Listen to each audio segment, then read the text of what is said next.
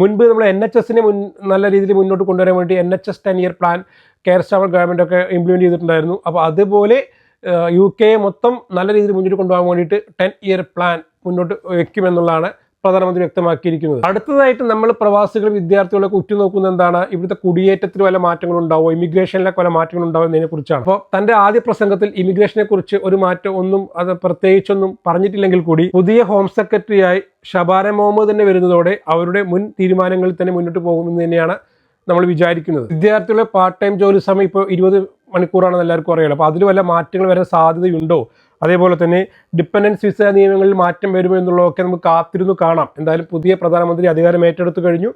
തീരുമാനങ്ങൾ വരുന്നതനുസരിച്ച് ഈ ചാനലിലൂടെ തന്നെ നിങ്ങൾ അപ്ഡേറ്റ് ചെയ്യാൻ വേണ്ടി ശ്രമിക്കുന്നതായിരിക്കും. അതേപോലെ തന്നെ നമ്മളെ ചാനൽ കാണുന്ന ആൾക്കാരുടെ കമ്മ്യൂണിറ്റി ടാബിൽ ഒന്ന് ഇടയ്ക്ക് ശ്രദ്ധിക്കണം. എല്ലാ ദിവസവും ഒരു ക്വിസ് പ്രോഗ്രാം പോലെ UK ലേറ്റസ്റ്റ് അപ്ഡേറ്റ്സിനൊക്കെ ഒരു ക്വിസ് എന്ന രീതിയിൽ തരുന്നുണ്ട്. അപ്പോൾ അതിൽ ജസ്റ്റ് നിങ്ങൾ സമയം കിട്ടുകയാണെങ്കിൽ ഈ പോലത്തെ ലേറ്റസ്റ്റ് അപ്ഡേറ്റ്സ് വീഡിയോ ചെയ്യുന്നതനുസരിച്ച് അതിലെ കണ്ടൻസ് ഉൾപ്പെടുത്തിയിട്ടാണ് ഈ ഒരു ക്വിസ് പ്രോഗ്രാം ചെയ്യുന്നത് കേട്ടോ.